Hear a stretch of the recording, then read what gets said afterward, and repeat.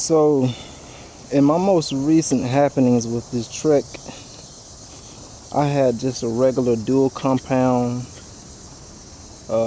exo protection tire on here that's recommended at 50 psi, and I used a pump that didn't have a gauge on it and probably overinflated it, and it ended up exploding overnight. And this is a tubeless setup, so I realize now I have to be mindful of how much air pressure I'm putting on here and pretty much what these rims are rated at for its pressure. So it left my rim so warped it wasn't able to get fixed on the truing stand, so I ended up ordering one of these stands, no tubes rim, and that 29 inch is rated at 36 psi. So we're just gonna keep an eye on our tire pressure from now on so we don't be going through any more rims. But it was beyond fixable, but they straightened it out a little bit and it's not that noticeable, and I've been riding on it for about a week or so after that happened. So today we're gonna be going with, I think this is an Exo Plus, and this is a Max Terra tire. In the recent months I've been riding on a double down Max's Assegai in the rear, and it wore out pretty quickly. So I want to stay away from that Max grip because it's really too soft of a compound for me to be running on the front or rear, for me to even try. I really like these tires to last a little bit longer than they've been lasting. But this regular dual compound tire on the front and rear, they last a really long time, so that's pretty much what I like.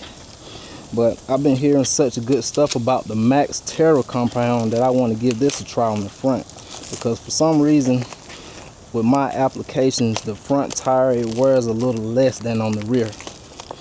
So that's what we're gonna do on this. We're gonna put this tire on that new rim. I already got the rim tape on here, and on this Trek bike right here, it's not set up for tubeless, but we got some DT Swiss tubeless tape. I'm not all that familiar with how to tape these rims up, but before it gets too dark I'm gonna try to get this rim cleaned up. You can see it's pretty dirty. And we're gonna put this rim tape on it, and also convert this to tubeless, because this tube, I've been through 3 tubes in this particular rim, and for some reason it just won't hold air. And once converting it to tubeless, I noticed that the tape that's on the rim is not all that good to hold the sealant inside, so that may be an issue on that. So that's what we're gonna try to get done before we lose this daylight. It's fairly simple, fast, and easy to get these rims converted. Once you get the rim tape on there, find that valve hole, get your valve stem ready.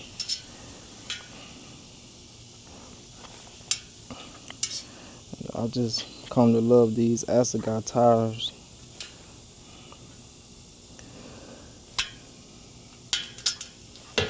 So that's pretty much where I'm gonna be at from now on. I had a Max's Aggressor. It was a 2.35. I didn't like it too much. But these 2.5, I think that's where I'm gonna stay, especially on this trek. So what we're going with on this green bike is some Bontrager 2.4s, and that's supple enough for that analog bike, because it's not ridden all that much. But it's just kind of frustrating every time you get ready to ride it. You have to inflate the tires because it has the tubes in it. But once you go tubeless, I feel like you're kind of unstoppable, because you go over all kind of glass and thorns and nails even in the road, and only thing you have to do is pull them out and maybe sometimes add a little bit more sealant. But in most cases, the only thing I've had to do is add a little bit more air, because this kind of sealant that we're using, this orange seal, it's kind of a latex material. I mean, it's the best. And once you do have to change your tubes, I mean your tires out for whatever reason, it's real easy to clean up the latex it is. So that's something to consider when you're choosing a good sealant. So we have that valve in there. Here's the tire. Max Terra, my first time trying out the Max Terra. Looks good. Good and grippy. So I'm gonna go ahead and mount this on, and then we come back and put in our sealant, and then we're just gonna start on this other tire and rim before it gets dark, because I really want to get both of these completed before it gets dark. So I'm just gonna mount this, and then we'll come back and put the sealant in and mount everything up and take them out for a spin. So we got this tire mounted already, and now we got to get this brake rotor transferred. And since this tire and wheel setup isn't too bent where it's not rideable, so I can just keep this as a backup. I got another rotor, and I'm planning on just putting this on this side and keeping this good Tektro rotor on the new wheel. So I'm gonna transfer this right quick.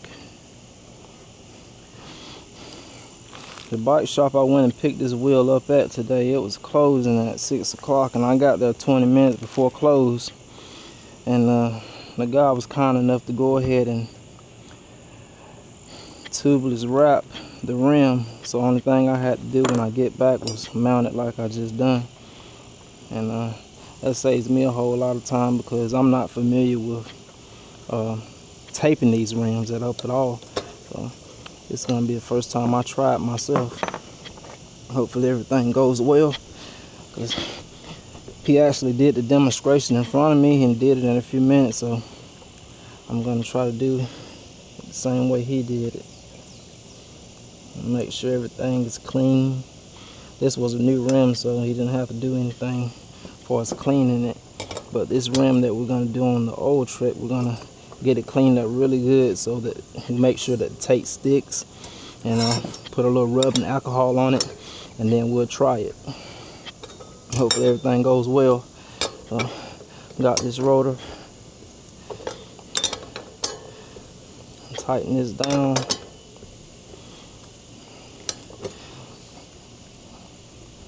I get real excited about these brand new Maxxis tires. Look at the grip on that. No, it ain't much light, but that's a lot of grip. And I'm thinking about go ahead and get a back tire also. I'm in love with these tires. Alright. So we're gonna get this other rim right here cleaned up and go get some water and use this sponge. Once we get all this old dirt off of here, we're gonna put some rubbing alcohol to make sure it's dry all the way around, and then we'll put the tape on there and mount the Buntrager tire and put the sealant in both of these rims, and then we're gonna inflate them, and then we'll see how they do. It should be dark by then. So as you can see, it's gonna turn to night now, which isn't a terrible time to work. If you spent the majority of the day getting prepared to do this and you ended up running out of daylight, it's not a terrible time to work. So what we're doing right now is we're cleaning up this wheel, removing all this dirt from in here.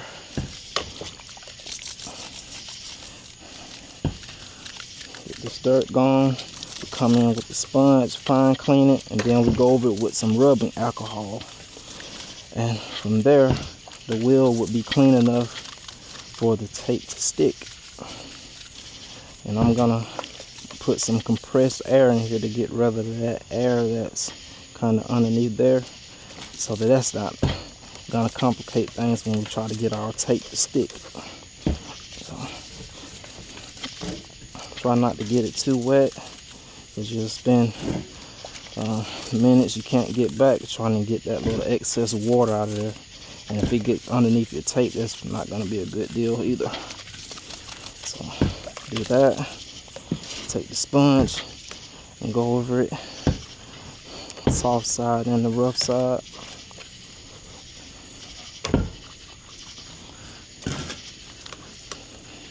Get in there pretty good.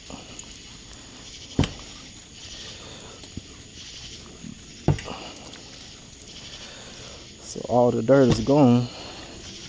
Then come in here, put some air in it, and get that water out, and go over it with some rubbing alcohol and probably just a little paper towel, and get it really dry and clean.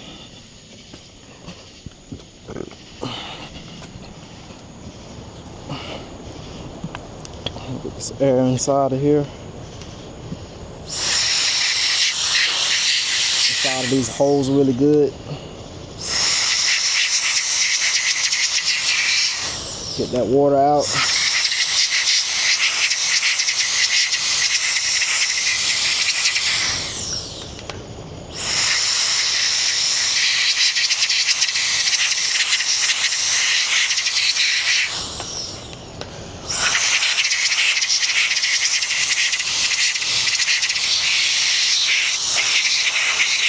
Go around a few times as needed.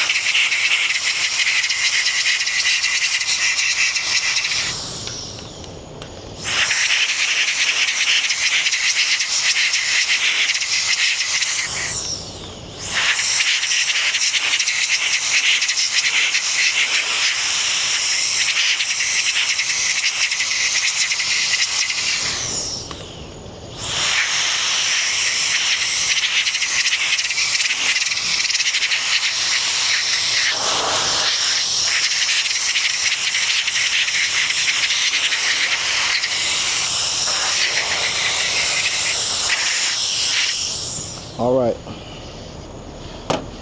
so we got that. That looks pretty dry. No water in between those little cracks. So we're gonna get our rubbing alcohol was in here, and we're gonna take a paper towel and just go around it and around it. And then from there, we're gonna mount this wheel back on here so we'll have a little leverage to stretch the tape, and it's on there pretty good, you know. That's something that I learned from a tutorial on YouTube to do that. So, get that alcohol in here. And we shouldn't have to put the air compressor on this for the alcohol because it just dries up on its own. But we want it really clean so that it doesn't stick.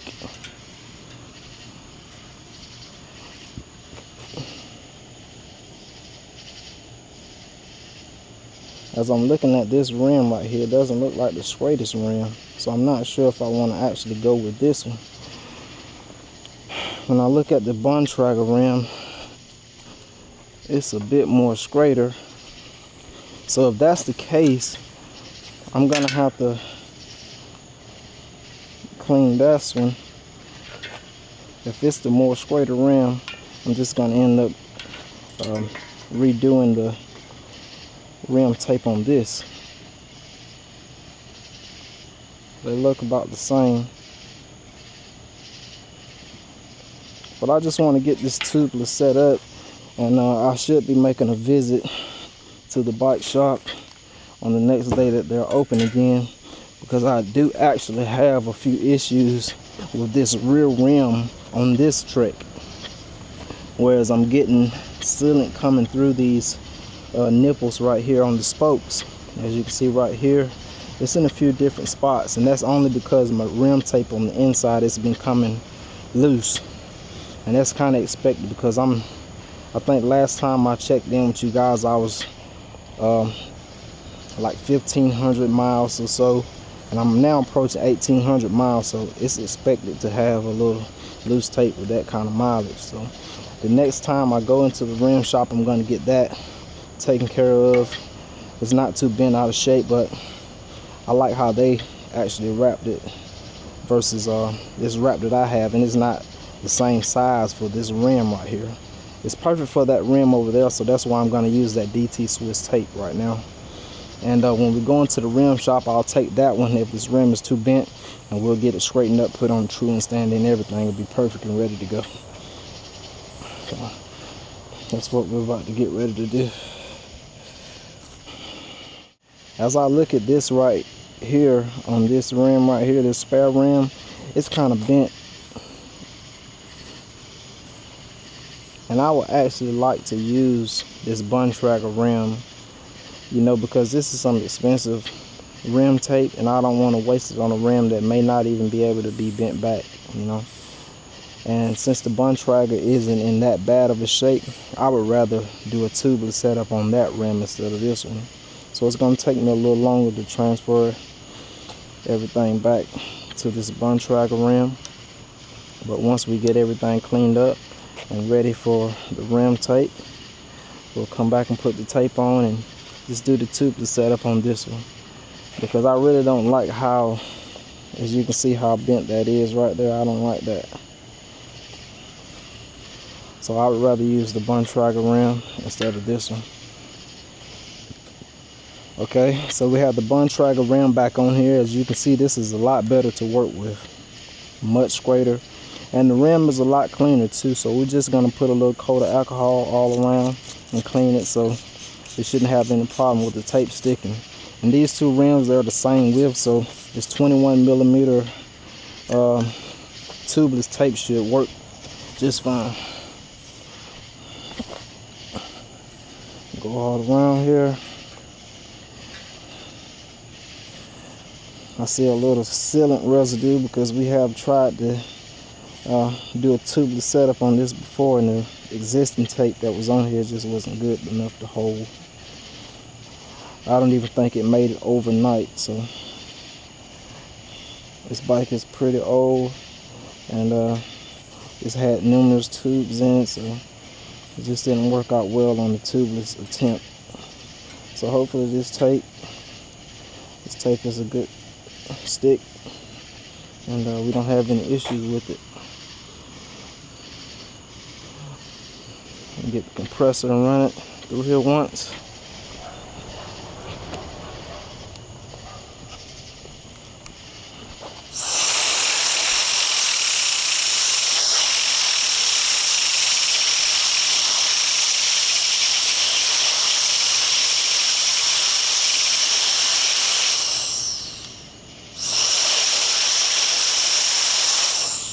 Looks good. So I have the tape right here. We're gonna find the valve, go past the valve a little ways, probably about right here to start off, and we're gonna double wrap it, have everything tightened down, and put our tape right here.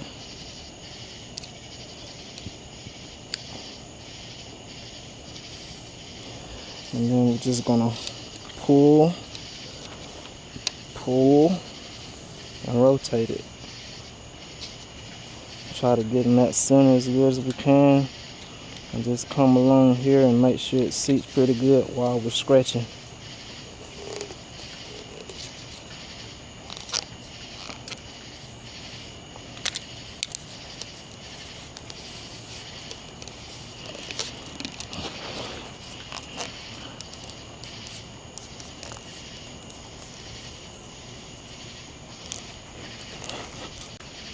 Very first time I seen this tape and I seen the material, I was like, there's no way that this is gonna work on a tubeless setup.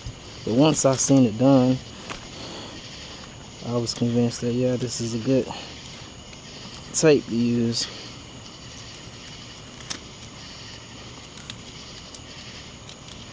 Looks like I got some in the way already with a little dirt on it, because I didn't remove this tire before I started this process, and it's in the way right now. So, like I said, I'm new to this. My first time actually taping a rim, so just bear with me on this. But once I get the hang of it and do it a few times, we're gonna be good. And it's all about learning this so that you won't have to take your bike into the shop for these minor repairs. So that's why I aim to learn everything it is about mountain bikes, and just go to a bike shop, you know, if it's just something that's not convenient for me to do on my own, you know. So we got it wrapped around one time. The tape is in the seams good. It's not in the way of the bead, so it looks good. And once we find that valve hole, we're gonna go past it just a little ways, and then that's where we're gonna cut our tape. So we started right in here or so, and we wrapped it one time, and now we're right here. So this is pretty much a good stopping point for us to cut our tape. And this is enough tubeless tape to do 2 rims actually, so that looks good. And this is a tape that should hold for a good while. So we're gonna get us a razor and we're gonna cut it right here, and that looks good, guys. That looks really good. Seated really good. I'm gonna get a razor and cut it off right now. And that looks good for the first try. Wrapping the rim. I wish that this tape was the right size to put on this other Stan's rim that we got in today, but I had it at the bike shop and they told me that it wasn't wide enough, and that's okay with me as long as we do have a good use for it. We just have 2 rims, and that looks awesome. If you can see that right there, it looks awesome.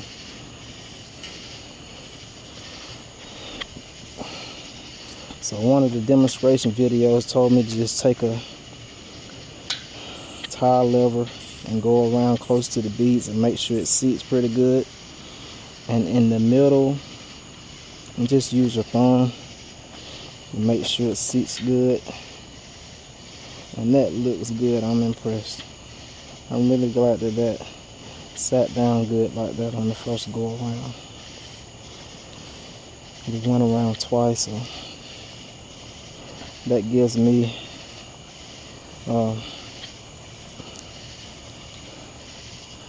enough to do another rim if we need to.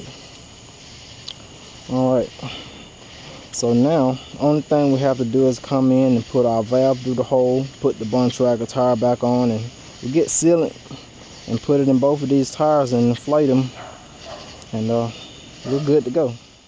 Okay, so right here at the valve entry is where we kind of got to get creative on this particular rim, because it was actually set up for a Schrader valve, and this Presta valve is a little bit more narrower for that hole. So what I like to do is I come in and put the actual gasket on here like this. This is a bigger gasket, and then I put a smaller one, these little O-ring gaskets on the inside. So I like to make sure that I don't have any leaks, because once you go to inflate these tires, especially this one, I'll see air coming through once I reach a certain pressure. So I kind of put 2 little O-ring gaskets on top of each other. That big one right there, as you can see, and then this small one. And I'll screw it down like this until they make contact, and that way it'll hold the pressure that I need it to hold. So it's just something I got to get creative with when I'm going to put a Presta valve on a rim that's kind of made for a Schrader valve. So I'm not recommending that you do this on your own application, but this is what I do for mine, just to make sure everything works and I don't have any leaks. And it works for me, so this is what I do. So I get this on here like that, make sure everything is seated kind of centered, and that bigger gasket, it kind of goes around the smaller one, and it makes sure I don't have any leaks, so I don't have any complaints after this. So I kind of do that, and I come in and tighten everything down, and I can end up mounting this without any problems, and put the sealant in and put some air in after that, and we're good to go. I'm confident that that won't have any leaks. And if it does, this latex sealing will just get around here, and after it sits for a few hours, everything's good. So you got to do what works for you sometimes if you don't have the materials on hand, you know.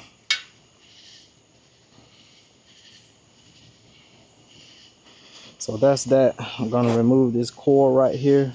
So after we mount this bun tracker tire on here, only thing that we have to do is put air in it. So let's get this off of here, get this tire mounted, and when we come back, we'll be putting the sealant in here, and we'll be putting the air in, and then we're done. We reached the fun part of this install. Gonna get this sealant on here. This is a little 8-ounce bottle right here, so we're gonna probably use a little close to half for this 29-inch rim. I probably use a little bit more than half to account for spill and if I have any leaks right off the rip. But I think that this tape went on so good that I'm not gonna have any leaks. So just use half of the bottle and use the other half of this tire. But that tire I'm going to put a little bit more because it's a 2.5. It's a 2.5 size rim on the width. So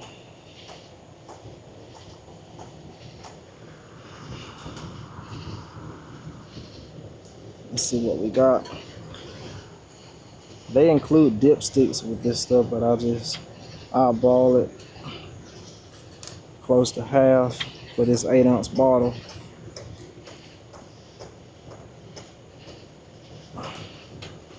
Let's see what we got.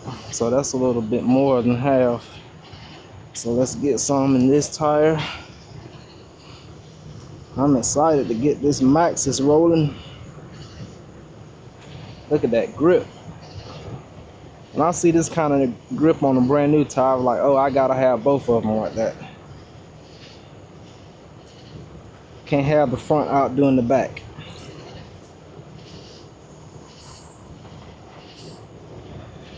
So we don't empty that bottle. Get a little bit out of this new bottle over here. Just a little bit because that was a little less than half. So we'll probably do close to a quarter out of this bottle. Now I'm not sure if you can go wrong with having too much sealing in here, you know. I'm not sure how that works. But if this was my rear tire, I would know I would have a problem because I'm having a little leak coming through those nipples. So it comes out some when I'm doing wheelies and just rolling over stuff.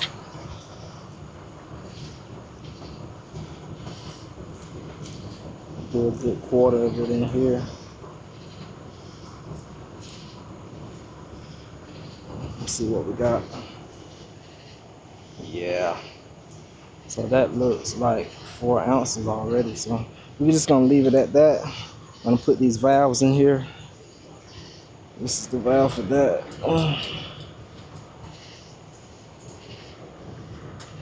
Where's my other one?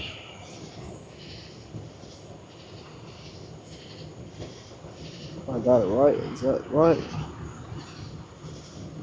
Make sure I don't have them mixed up.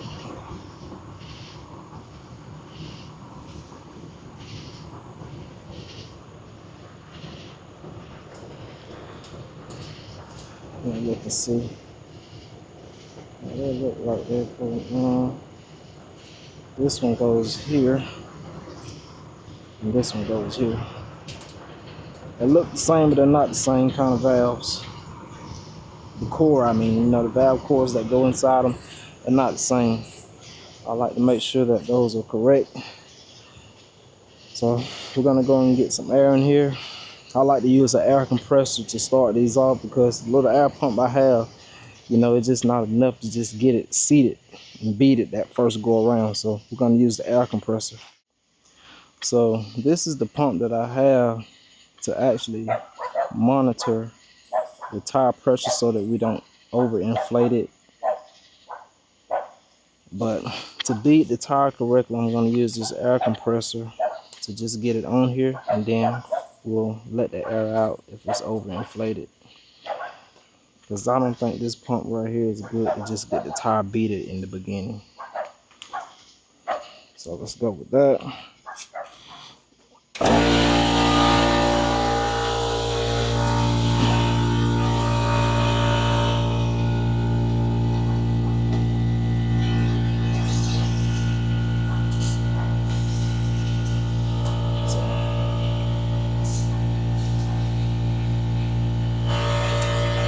Got that on there. Come over here to the bun tracker.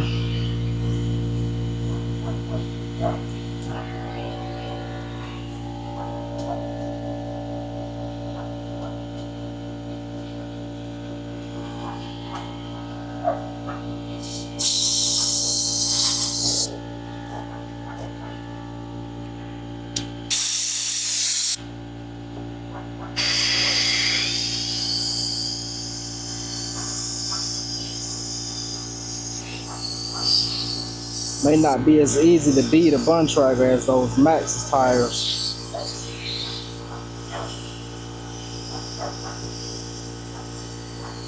but they will work.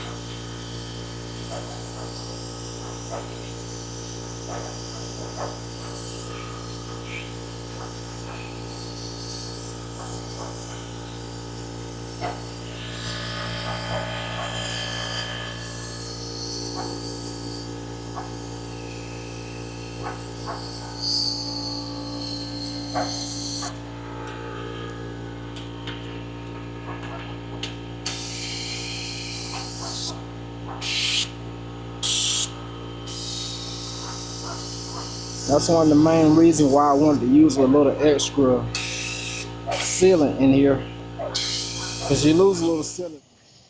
So to end this, I finally got these inflated. I had no problems with this stands rim and tire combo. It inflated immediately.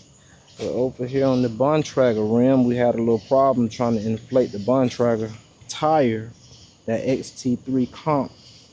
I guess it's just not a tubeless ready tire, and I had a hard time trying to get that set up.